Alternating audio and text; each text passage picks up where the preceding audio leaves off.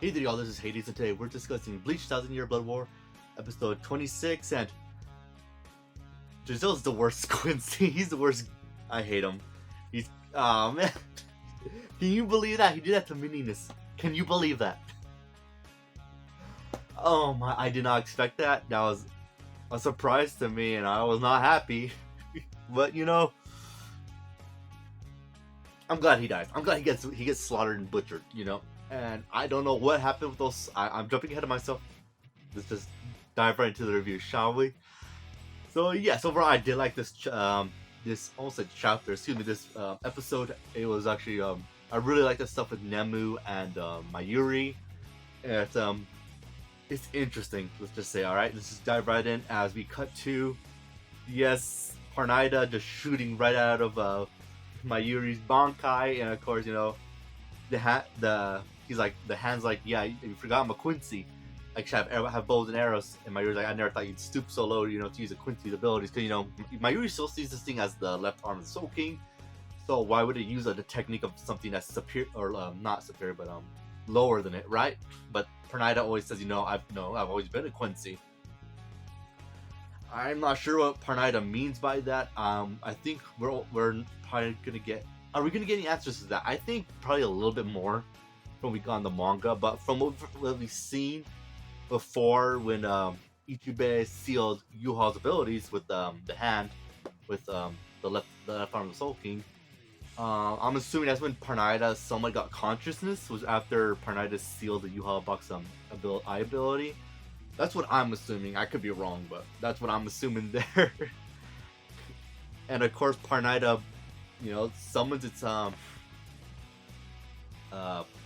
arrow fingers and just starts blasting. Anyway, Parnida just started blasting.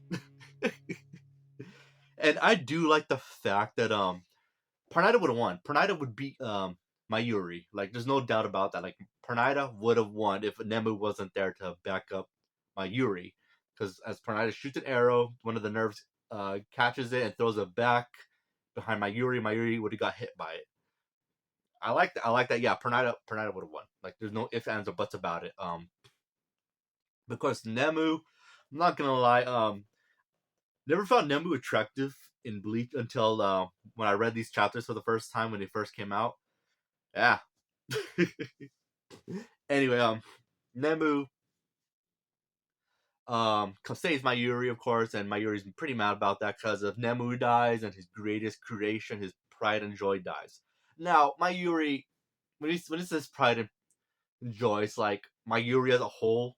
It's not like he cares for her like emotionally. He kind of does, but as a project, not as a person.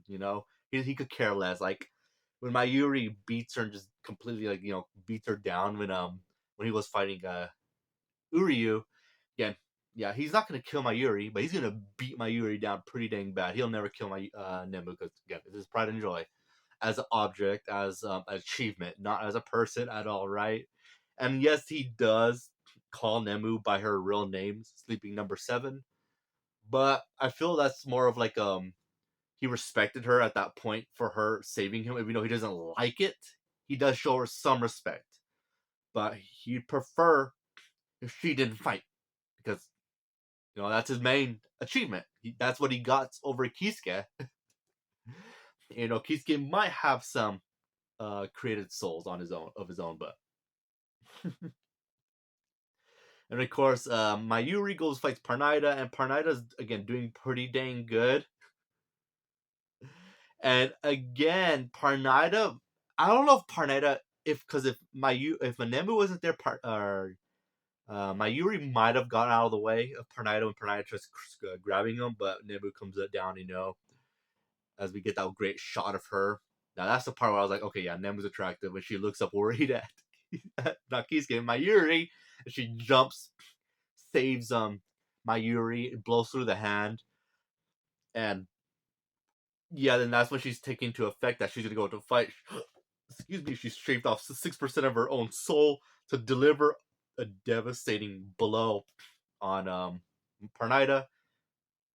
It looks pretty good here, I'm not gonna lie.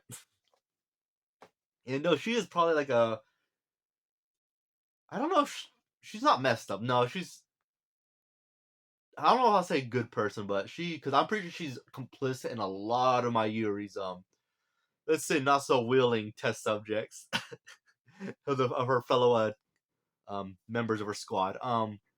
But she's better than my Yuri for sure, as she did give Uryu medicine to live against his Bankai's poison. So she's better. And right there, I like the fact that when Parnida got blown to bits and she's falling down, Parnida like came together and just completely annihilated my Nemu right there and then just completely destroyed her that fast.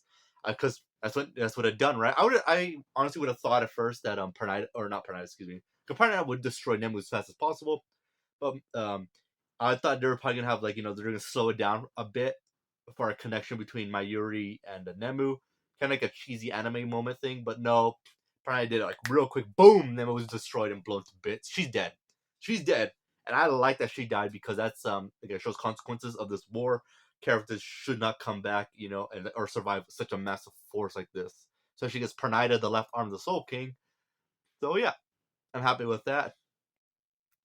And of course, we get Xylophero grunts. I don't know why we get. Well, I know why we get him because he's a scientist that clearly nearly matched my Yuri's mind to how intelligent he was, and yes, he's a very very intelligent dude. And honestly, I do believe he would have beaten my Yuri if my Yuri didn't get a heads up on Zalafro's abilities. That's what I believe. So yeah, I legit think Zalafro would have beaten him in Wakamundo if my Yuri didn't get no information on him through Uryu and Renji. Uryu's coming up a lot in this review, huh? And he kind of boasts, like again, like the same thing that like again, Mayuru was being kind of a hypocrite. That when he told him Zalafaro told him that he was the perfect life form, and Mayuru told him as he beat him, like that should be the worst thing a scientist should ever do is create something perfect because that means then there's nothing you could perfect from that, or there's nothing else you could build off that if it's already perfect. But then he's right there. Mayuru is kind of depressed about what happened to Nemu because that was his perfect. And then Zalafaro like, yeah, sucker, kind of being a hypocrite there, aren't you? The thing that you loved so much, love right there that you seen as perfect was destroyed. Yeah, and then Mayuri is like, yeah, I can't deny it, but yeah, he's got a point. And then quick question, guys: Xylophero versus Pernida, who wins? I want to say Xylophero from the anime or manga, from canon manga and anime, I should say. Not book because that's still the canonicity of that's. I'm not too sure to be honest. If Kubo didn't write it, I'm not sure because I've heard Kubo liked it. But I don't know if it's like official canonization. We'll see. Yeah. Anyway, sorry. Then of course Parnida eats Nemu, and Nemu is done. Only her brain's left as Mayuri gets her brain, and obviously Parnida tries attacking Mayuri, and Parnida gets shot. I'm not sure. Like that was like I get it because Mayuri's like some energy off of him. Uh, I don't sure. I mean, it's not a deal breaker. Cause I'm thinking back. Yeah, what if Parnida grabbed Mayuri? Then the electric probably would have protected him. But if the arrow went right for Mayuri, I think it would have still impaled him and took him out. Or no, it probably would. It definitely would have. I mean, Mayuri was trying to dodge those attacks. And yeah, then the thing right here with how Mayuri wins. Okay, this is the biggest flaw in the episode. I did like it, but this is the biggest flaw. Okay, remember, there's three hands. Three hands. We saw two get taken down by the affection Nemu stabbed with it, and then there's a third hand that severed its own thumb to live. Right. Then we see the other hand, shed its skin like Akatsuki Jizu and try to grab Mayuri, but that got blown to bits. But then it came back together as we saw. So remember, there's three hands. We see one get eaten Nemu, and it blew up. I don't think the other two would have blown up, right? Because why would they? They're not connected. Well, they're connected, but not in a sense of eating Nemu. Only one of the hands ate Nemu, and we only saw one arm blow up. So I'm assuming, yeah, it implies that the other two should have blown up, but I'm not happy with that. Like, no, because like you would have we should have saw them at least blow up. We should have. There should be two more hands. I don't know. I don't think anyone ever thought of it. I don't think they thought of it because we didn't see another. I was paying attention because I read this. I read the chapter when Mayuri defeated Parnaida. I read chapter 643 yesterday, and I was like, hold on a sec. Like, hold on. Wait, what happened to the other hands?